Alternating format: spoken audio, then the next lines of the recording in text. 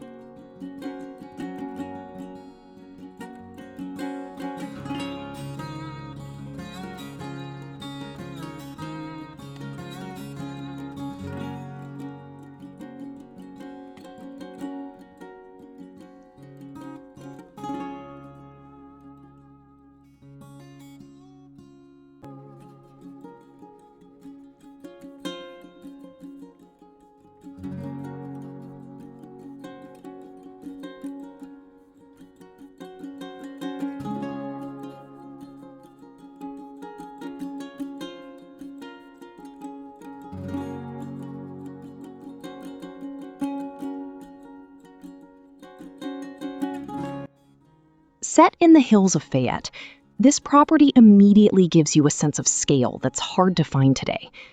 The moment you step beyond the home area, the land opens up into a mix of usable fields and natural forest, creating a setting that can support recreation, homesteading, gardening, hunting, or simply long-term land ownership in its purest form.